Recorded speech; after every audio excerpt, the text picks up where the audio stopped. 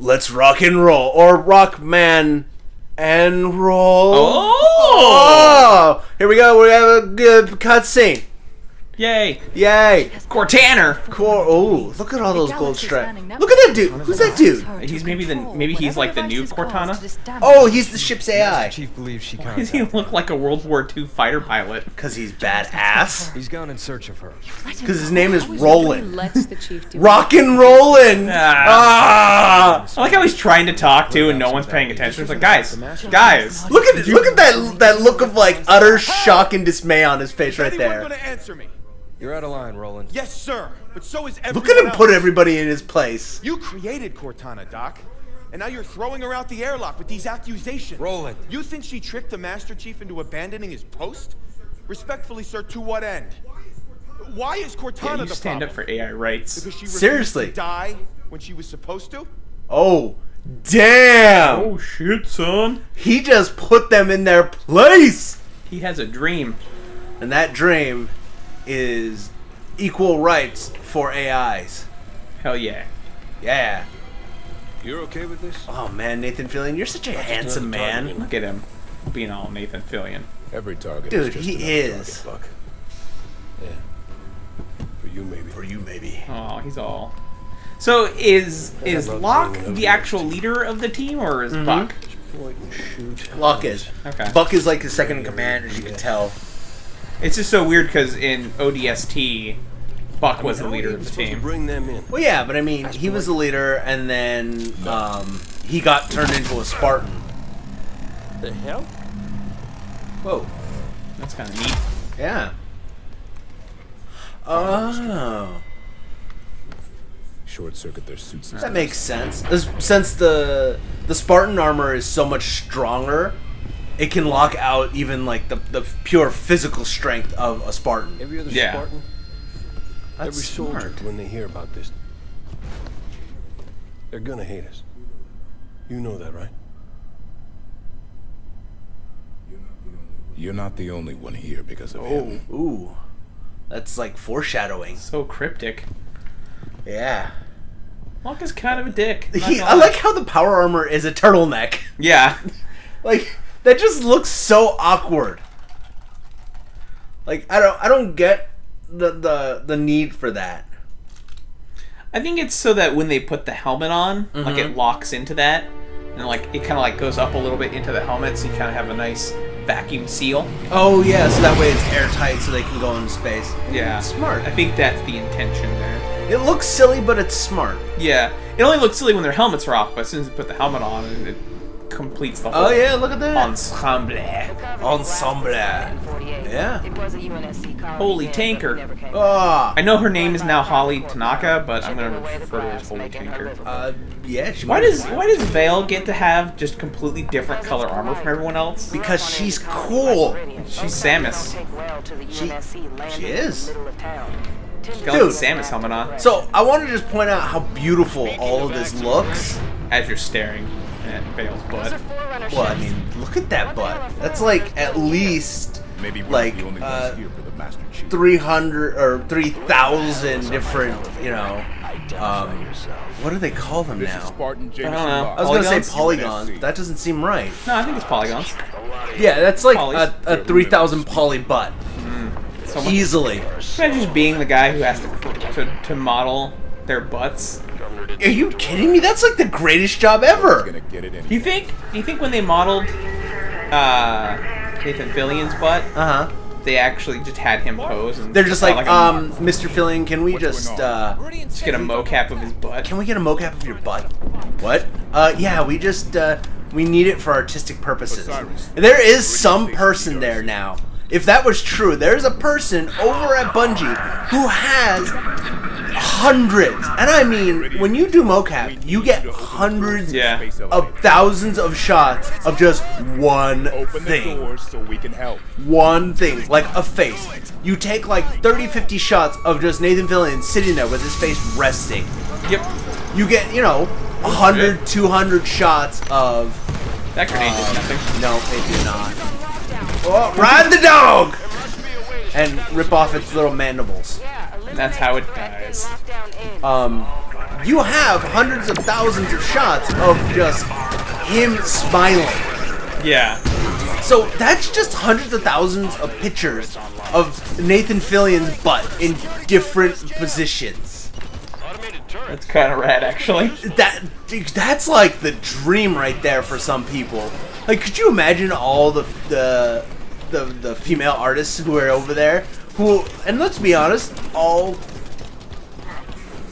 I just heard that weird noise again. I think it was outside. I think it might be something spoopy. Yeah, it sounded like something spoopy outside. So, everyone, if you hear something weird, like one of us dying horrifically, that means the axe murderer that's outside of Tom's window has broken through. And gotten to us. Granted, if we were killed by an axe murderer, I'm not sure how this episode gets uploaded, so... Well, I mean, we could always, like, you know, commission somebody to upload it. That's Or true, but... Maybe my parents will put it up for us as, like, a tribute. remembrance. This is what Thomas would have wanted. This is what Steve would have wanted. I think Jen would actually do it for us. That's true. To be honest. Probably would. But then she would see what was on my computer and she'd be absolutely frightened. She'd be like, why were we ever friends? What did I get myself into with this friendship with this random dude? Oh, it's a human! I mean, a Promethean Knight. Oh, these guys are so badass looking. I love it. Dude, they're frightened. Oh, hello. I didn't even mean to do that. How do you get in there? Come on. Seriously. Do you have to bust through the glass? I don't know. Let's see. Yeah. Oh, there we go. I feel like you should have been able to Crash bust through. through the gas. The gas? Yes. The gears. Heavy weapons. How do I get out? Save the discussion of frontier Maybe now you go through the glass? I don't know. That's a negative. That's Nagaroony. Seriously. Oh, right there. Oh! Open door. Alright. Alright, we're smart. I swear we're smart. Yeah, nah. No, let's just be honest. We're in QA. We're not smart. I don't promise anything. Where is that? Why do enemies have big glowy red spots? Like, one of the characters in the game was just like, remember, they're weak in the big glowy red spots that say, shoot me here, please. Don't press the self-destruct button. That's bad. That's a bad news birds. Yeah, why do people create things with self-destruct buttons, basically? I don't know. Like, I get it, build in a weakness, so that way there's nothing Whoa. that's too strong. What? That is like a giant fucking Jeep right there. This? Yeah, holy shit. Yeah, it's like a giant fuck-off tanker. Why can you not take that? I don't know, let's see. Let's climb. Gates are open. And can we Like, get in? I feel like that would just make things easier if this was just nope. Can't driving get at in. them. And just, Can't get in. I mean, Alright. again, you are 8 feet tall. Yeah. So that thing's like 20 feet tall. I think like 2 stories. Yeah. So, going back to Nathan Fillion's butt. Yeah. When I was working on WildStar, I was on the art team for a short period of time as their QA tester. Nice. Yeah, I was like their, what do they call them over at Blizz? Embedded? Yeah, I was their embedded tester. And I got to do things like look at new art assets and pass or fail them depending upon if they met the qualifications, or, you know, if they looked poorly or reacted poorly during animations or whatnot. I got to bug that kind of stuff up. Red.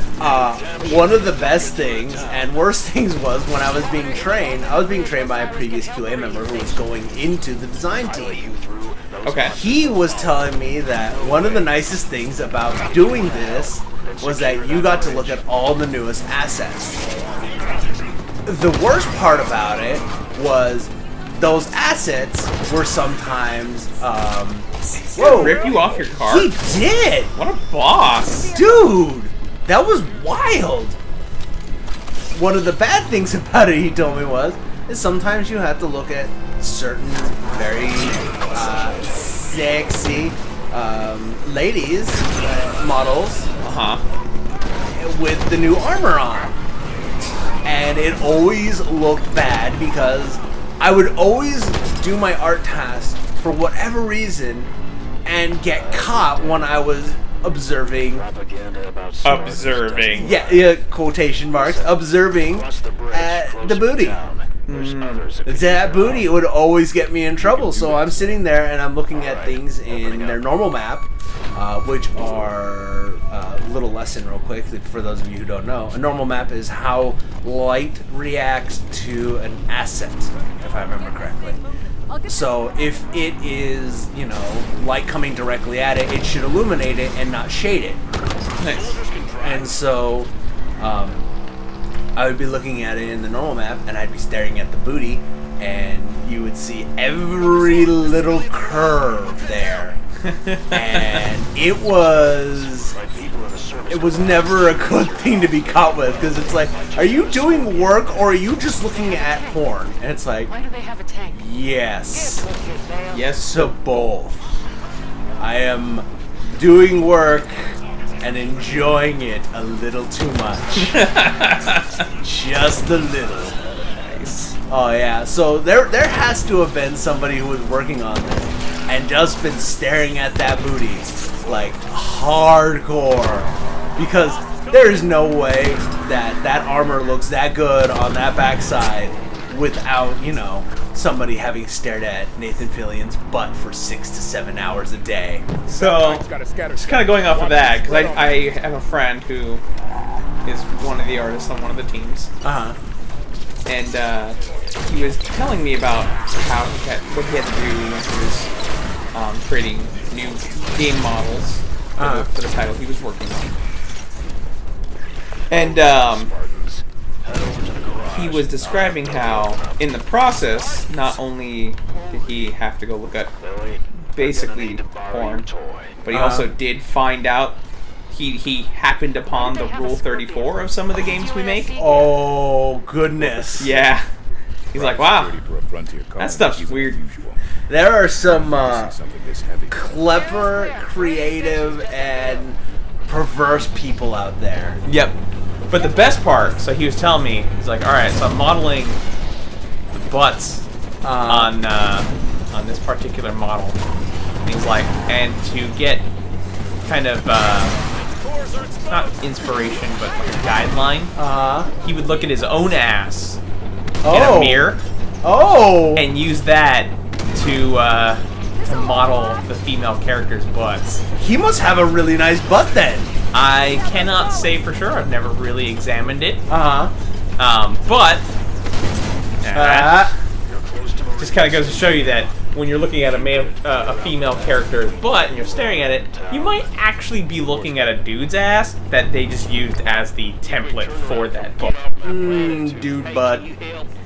That is actually kind of funny in my opinion. Like the idea that a lot of artists like to use themselves as their own model is very interesting. Yeah. Because, like, so sometimes, you know, you'll look at it and you'll think, damn, that's a really good butt.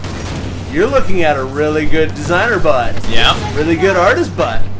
And it's just crazy to think about, like, where artists draw their inspiration from. Absolutely.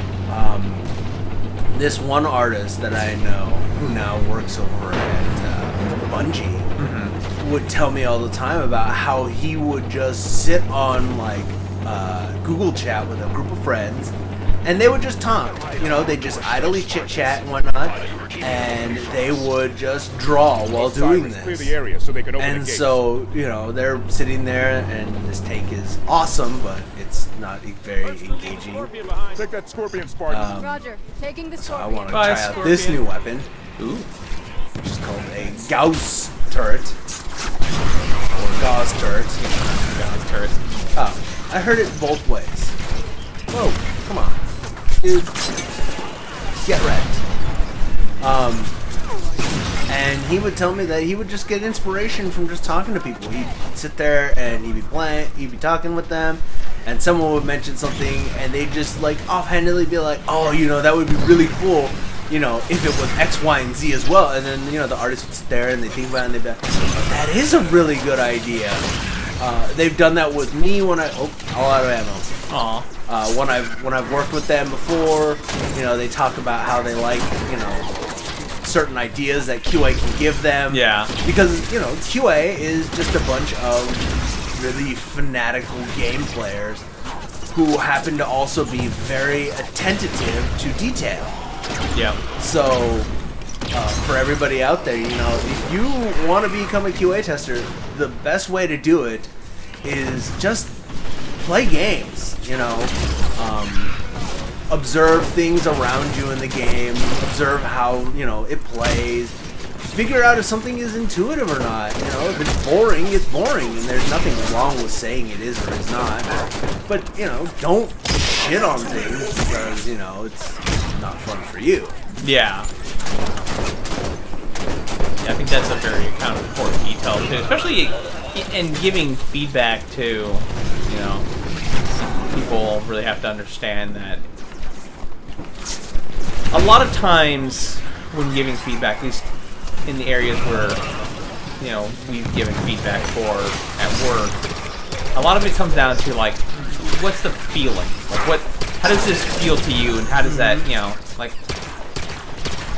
and kind of going off that, then the designer can use that information like, well, did this invoke the right kind of feeling that we were going for? Like one thing is, you have to really understand is that when you're giving feedback and all that kind of stuff, it's not very helpful to just be like, oh, this is bad, and you should change it or make it like this, because the way you perceive something may not necessarily be what they want, or what their desired effect out of it was. Oh yeah. And also, it's something that I hear people do all the time, and it's kind of like, well, but you're not a designer, so yeah, you don't know what is or is not fun for what they're looking for. Yeah. Like a lot of people think that part of design is all about like making something that's fun. And there are a lot of different concepts of what is and is not fun. Yeah, lots of people find different things fun. Yeah. Something you find fun may not be so fun for another person. But the thing that most designers, at least that I know of, try to do is they like to evoke feelings. Yes. They want to, sit there and be like, how does this make you feel? Do you enjoy it? Do you not enjoy it? Does it make you feel like, you're being a badass? Yeah. That kind of thing. Yeah, it's a really great way to give feedback rather than saying, oh, this is shit, oh, this is boring, it should be more like this. Be like, it doesn't make me feel engaged. Yeah.